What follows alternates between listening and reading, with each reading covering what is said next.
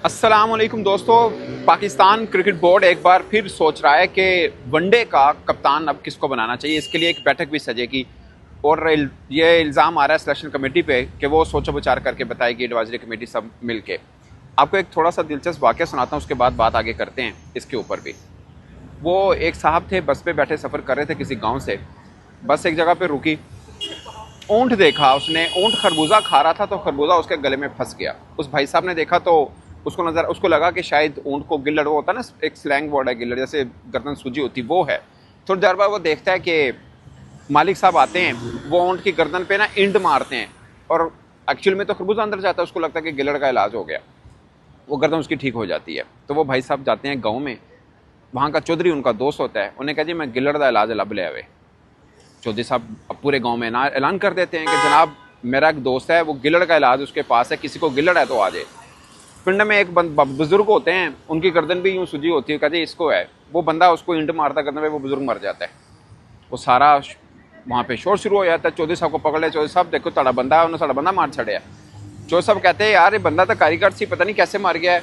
चलो ऐसा कर लेते हैं, अब जो बाबा तुसी दफनाना है ना तो कबर ये खोदेगा।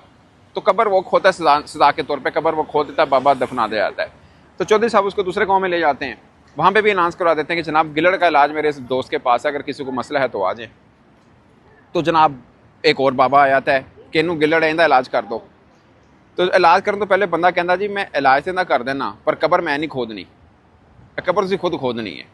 सो नकवी साहब पाकिस्तान क्रिकेट की जो बीमारी है उसका इलाज तो कर देंगे, मगर कबर तुम खुद खोदनी है पाकिस्तान क्रिकेट दी। मैं 20 मरतबा कह चुका हूँ, 20 मरतबा, कि पाकिस्तान क्रिकेट बोर्ड का ये सेटअप जब आया था तो वेरी फर्स्ट डे जो काम किया था उन्होंने वो ये किया था कि शाहीन शाह अफरीदी को कप्तानी से हटा दिया गया था। मैं आपको एक और एग्जांपल भी दूंगा। अभी बीसीसीआई के अंदर भी सेटअप चेंज हुआ है, आपको खैर पता भी नहीं होगा कि उनका सेटअप चेंज हुआ है, किसी को पता भी नहीं होगा, बट चेंज हुआ। आपने कहीं पर देखा कि उन्होंने कप्तान, कोच, सिलेक्शन कमेटी, किसी को भी कोई चेंज भी हुआ, बल्कि फील भी नहीं होगा कि चेंज हुआ है। बीसीसीआई के अंदर पूरे का पूरा सेटअप चेंज हुआ है, अभी हफ्तों की बात है, किसी को पता भी नहीं चला, क्योंकि ना उन्होंने सूर्य कुमार यादव को बदला, ना शुभमन को, ना कोई चेंज नहीं। वो सब डिसीजन जो क्रिकेटिंग होते हैं वो उनके थिंक टैंक हैं, वही लेते हैं। मगर हमारे यहाँ क्या हुआ, जब चेयरमैन साहब आए उन्होंने आते सबसे पहले शाहीन शाह अफरीदी को कप्तानी से हटाया। सिलेक्शन कमेटी ने ये फैसला, अच्छा आइन में लिखा हुआ है कि कप्तान किसको लगना है, ये इख्तियार चेयरमैन क्रिकेट बोर्ड पाकिस्तान के उसके पास है। या तो आइन बदलो या चेयरमैन बदलो, क्योंकि ये चेयरमैन साहब तो ऑन ही नहीं करते। ये सिर्फ एक चीज़ को ऑन करते हैं कि स्टेडियम ऐप बनाया है, बाकी पाकिस्तान क्रिकेट में जो कुछ हुआ वो ऑन ही नहीं करते कि मैंने किया। वो कहते हैं या तो सिलेक्शन कमेटी ने किया है, या कोच ने किया है, या उसने किया है, या उसने किया है, मैंने नहीं किया। उन्होंने ये भी नहीं किया था कि जब वर्ल्ड कप के लिए टीम बनी थी तो उस्मान खान को उन्होंने शामिल नहीं किया था, ना ही इमाद वसीम की रिटायरमेंट और मोहम्मद आमिर की रिटायरमेंट वापस करवाई थी उन्होंने। वो सब सिलेक्शन कमेटी का फैसला था, उनका नहीं था। कप्तान शाहीन शाह अफरीदी को हटाने का फैसला भी उनका नहीं था, बाबर आजम को बनाने का भी उनका नहीं था, फिर बाबर आजम को हटाने का भी उनका नहीं था, फिर रिजवान को बनाने का भी नहीं उनका था, फिर 4 मैचेस के बाद रिजवान को हटाने का भी उनका नहीं था। ये सब सिलेक्शन कमेटी का है। और मुझे लगता है जिवें सिलेक्शन कमेटी ने झूठी गवाही वहां से रखे, वो भी कहते हैं हाँ जी साडा सी। अब मैं छोटी सी एग्जाम्पल दे रहा हूँ, हमारी ना गोल्ड फिश मेमोरी है पाकिस्तान में, लोगों की भूल जाते हैं। मैं मीडिया का और साबिक क्रिकेटर का रोल भी इसके अंदर बताऊंगा आपको क्या है। जब सिलेक्शन कमेटी बनी, मतलब चेयरमैन साहब आए, उन्होंने सिलेक्शन कमेटी बदली, नई सिलेक्शन कमेटी बनी, उसके अंदर अब्दुल रज़ाक थे, उसके अंदर वहाब रियाज थे, और भी कुछ लोग थे, मोहम्मद यूसुफ भाई भी थे, कुछ और क्रिकेटर भी थे। ये वो क्रिकेटर थे जिन्होंने उस वक्त से 1 माह पहले, वर्ल्ड कप चल रहा था, कोई इवेंट था, टीवी चैनल पे बैठ के कहा था कि बाबर आजम तो कप्तानी का स्टफ ही नहीं है, अगर हमारा बस चले तो सबसे पहले बाबर आजम को कप्तानी से बदलें। मगर जब वो आए तो सबसे पहले उन्होंने शाहीन को बदल के बाबर आजम को कप्तान बना दिया, क्योंकि ये क्रिकेट बोर्ड के मुताबिक सिलेक्शन कमेटी ने ऐसा किया, ना कि चेयरमैन साहब की ये मर्जी थी। यही कहा जाता है ना कि सिलेक्शन कमेटी ने कहा मुझे तो नहीं पता, मैंने तो कुछ नहीं पता, सिलेक्शन कमेटी ने क्या ऐसे बदलता। अब मुझे बताइए, ये 1.5-2 बरस हुए हैं अभी इस सेटअप को आए हुए, 1.5-2 बरस हुए हैं। दुनिया का कोई एक बोर्ड, कंबोडिया का बोर्ड भी मुझे दिखा दिएगा, सूडान का भी दिखा दिएगा, अगर उन्होंने इतने कप्तान बदले जितने हमने बदले। मैं हमेशा ये बिलीव करता हूँ, अब ये सोचो विचार करके कप्तान रखेंगे किसको रखना है। जिसको भी रखना है उसको टाइम पीरियड दे दो 2 साल का, जिसको भी रखना है तुसी माजा गामा नथू लाल जिन्हों मर्जी बना दो, सानू कोई इतराज़ नहीं गा। अदरवाइज आपके पास पहले शाहीन जिसको आपने पहले बदला था, he is a very good captaincy stuff, मगर रिजवान भी बहुत अच्छे हैं। आप उनको किस बुनियाद पे बदल रहे हैं?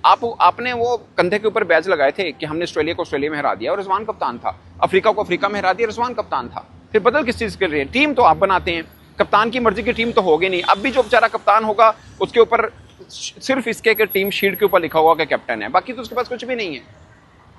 मैं तो ये कहता हूं, जब पाकिस्तान क्रिकेट की बर्बादी जिसको लोग कहते हैं ना, अक्सर लोगों का ये ख्याल है तब से शुरू हुई जब शहीन को हटाया था, बाबर को बनाया था। और मैं कह रहा हूं ये दूसरा बाब शुरू होना है बर्बादी का, अगर चेंज किया गया तो। जो कि खुद क्रिकेट बोर्ड कह रहा है कि बैठक बैठेगी, वो बताएगी। अच्छा, फैसला हो चुका है जो भी होना है, लेकिन इल्जाम सेशन कमेटी से आना है कि उन्होंने सानू क्या है। अब मैं आपको मीडिया का रोल भी बता देता हूँ, साबिक क्रिकेटर्स का भी, फॉर्मर क्रिकेटर्स ने।